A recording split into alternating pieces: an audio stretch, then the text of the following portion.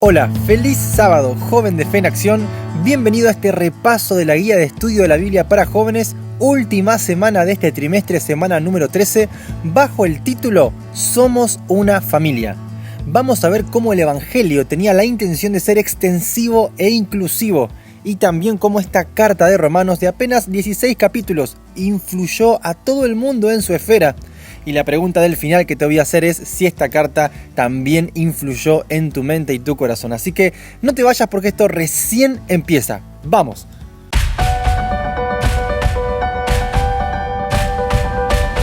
Esta primera parte tiene que ver con la inclusión. Pablo presenta la idea firme de que el Evangelio es inclusivo y debe hacerse extensivo para todos. Parece Pablo al terminar su carta querer volver a retomar este concepto. En Romanos capítulo 15, versículo 8 al 12, es como si Pablo dijera: todo lo que dije sobre el amor de Dios, la resurrección, el evangelio, la ley, el juicio y la ética, centrada en el amor, es verdadero, pero este mensaje incluye a todas las personas. Tiene que alcanzar a todo el mundo, incluso a España, que es mi siguiente escala en mi misión de plantar iglesias. Bueno, lo primero que quiero destacar en esta parte es este espíritu de Pablo. Pablo no quiere compartir su mensaje solo con algunos. Pablo se debe al mundo. ¿Tan importante será el mensaje que tiene Pablo? Claro, Pablo fue el enviado, el emisario para representar, para hablar de Jesús a todo aquel que no lo conocía. Y lo primero que quiero hacer aquí es un stop para pensar. En tu caso, en mi caso, ¿significa eso Jesús? ¿Le debemos al mundo compartir lo lindo que es para nosotros vivir cada día acompañados, disfrutando de la presencia de nuestro Salvador? ¿Tenemos esa urgencia a la hora de pensar en cuál es nuestra misión? En el capítulo número 20, encontramos la realidad de que con esta visión Pablo quiere seguir avanzando para predicar en lugares donde todavía nunca había llegado. Sin embargo, querido joven, no solo Pablo es llamado a poder avanzar con esta visión inclusiva.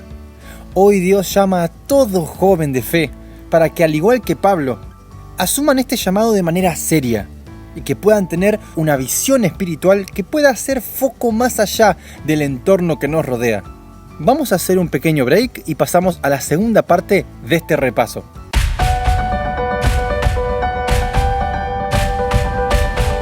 Algo que me llamó la atención en esta semana, y creo que a eso responde esta segunda parte, es al aspecto del vínculo y de la relación.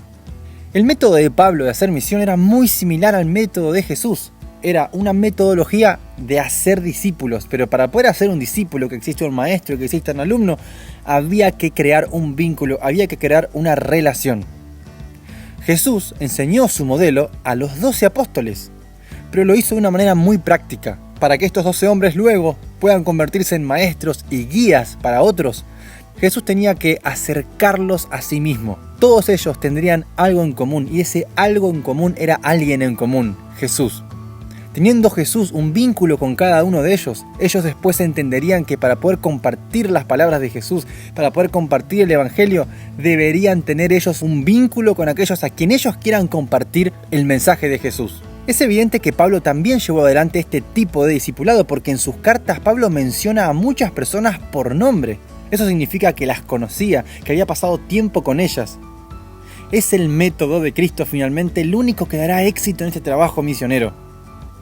Cuando vos quieras compartir la palabra, cuando vos quieras compartir a Jesús con alguien, no te olvides que primero tiene que existir un vínculo. Primero tienes que fortalecer el lazo, la unión, la amistad. Tiene que existir una relación. El Evangelio, el discipulado, es relacional. Primero tiene que existir el famoso, como lo llama el pastor Bullón, Evangelio de la amistad, para después tener un espacio para que la persona con la que estamos hablando, de a poco, al abrirse, al confiar en nosotros, nos permita percibir cuál es el mejor momento en donde tenemos que compartir de Jesús. De nada nos sirve llegar y de repente ya querer orar con la persona, invitarlo a un estudio bíblico, porque tal vez el terreno no está preparado para la semilla. Cuando entendemos que antes de los compromisos y antes de ir a una iglesia y antes de empezar a leer la Biblia, tiene que existir el vínculo y la relación, hasta nuestras oraciones cambian. Cuando yo comprendí este concepto, ya no oraba igual que antes. Por ejemplo, cuando pensaba en aquellas personas que yo deseaba que vengan y que sean parte de la familia de la iglesia, Hace tiempo atrás yo oraba, Señor, tráela a la iglesia, Señor, que un día esté acá en la iglesia, Señor, que venga a la iglesia. Oraba así por las personas que yo quería que se conviertan. Pero me olvidaba que nadie quiere ir a la casa de alguien que no conoce. Y si va, no se va a sentir tan cómodo. Pero qué feliz que va uno a la casa de un amigo, ¿verdad? Así que empecé a orar por esas personas de otra manera. No oraba ya diciendo, Señor, que venga a la iglesia, que fulano esté en la casa de Dios, que mengano pueda bautizarse y venir a la iglesia. Ahora oraba y decía, Señor, te pido que a través de tus providencias y de tu poder hagas que fulano, mengano, que María, que Juan, que Pedro tenga una relación contigo. Que por favor hagas que esa persona sienta que tú estás a su lado. Que empieces a crear un vínculo con esa persona. Y una vez que ese vínculo exista, entonces todo lo demás que yo pedía antes se va a dar por añadidura. No olvidemos entonces una de las lecciones más importantes de esta semana. El discipulado, el compartir a Jesús, es relacional.